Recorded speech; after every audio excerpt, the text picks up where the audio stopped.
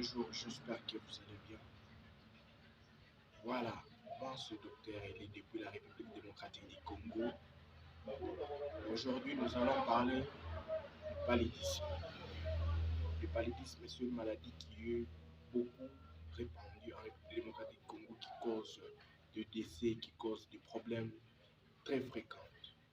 Voilà, avant de commencer, j'aimerais d'abord expliquer c'est quoi le paludisme. Le paludisme, en quelque sorte, c'est une parasitose. C'est une parasitose causée par un parasite du genre Plasmodium. Le Plasmodium, c'est un protozoaire sanguin. Ce protozoaire sanguin est transmis dans l'organisme de l'être humain par une moustique anophèle femelle infectée.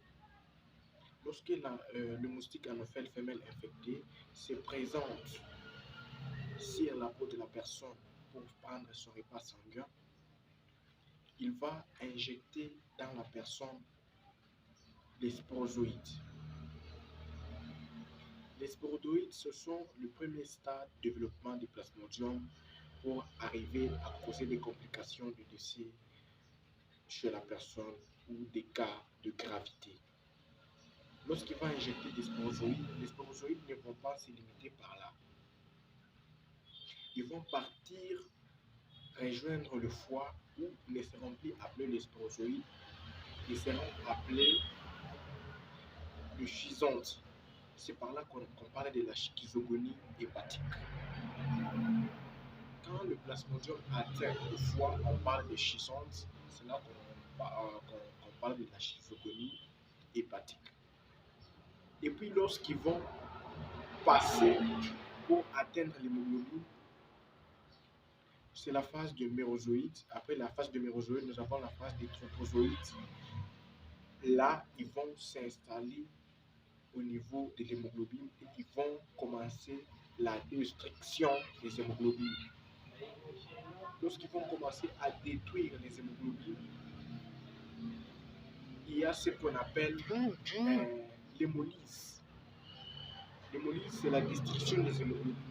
Parfois, ça peut aboutir à ce qu'on appelle l'anémie hémolytique. Anémie hémolytique. En quelque sorte, c'est comme ça avec le cycle évolutif.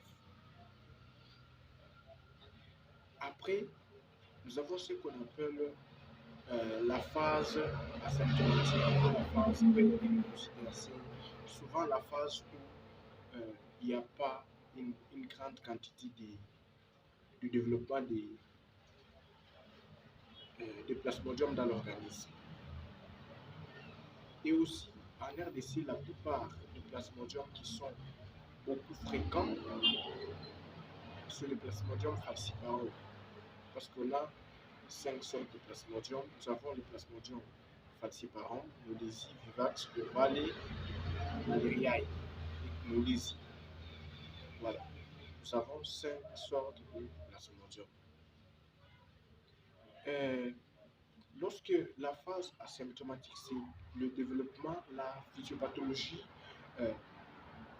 de plasmodium qui se développe, qui prend de l'âge, qui prend la quantité à rejoindre de parties ciblées de l'organisme. Voilà. Après la phase symptomatique, nous avons premièrement l'asthénie. Après l'asthénie, nous avons une forte fièvre de 39 à 40. Après cette forte fièvre, nous avons de céphalée, de courbature, de myalgie, ainsi de suite. Lorsque le traitement n'est pas bon ou bien négligence par la personne, comme en RDC, on a toujours l'habitude de dire que parfois c'est quelque chose qu'on prend juste des comprimés ou 3 comprimés de la quinine et puis ça va passer. Voilà, c'est un peu ça. Mais sinon, lorsque le traitement n'est pas bien organisé ou bien programmé, cela va causer des sérieux dégâts. De sérieux dégâts. Par rapport au traitement actuel du paludisme ou de la malaria, ceux dans la famille des ATC, l'épandrine et artésunate. Voilà, des ATC comme Ceterel, comme bon, il y a plusieurs familles, plusieurs formes selon la fabrication, en quelque sorte comme ça. Mais il y a d'autres personnes qui sont allergiques à la quinine. C'est pourquoi avant on utilisait la chloroquine, le camoquin, mais sinon ce n'est plus sur le marché par rapport à l'utilisation et puis aux effets. Voilà, pharmaceutique. La quinine, chez certaines personnes, ça peut causer des complications, ça peut causer des allergies. Voilà, c'est pourquoi la personne peut prendre l'artésunate, parce que l'artésunate est le passable, et puis l'artésunate ne traite pas toutes les sortes de paludisme. L'artésunate est conçu pour traiter le Plasmodium falciparum.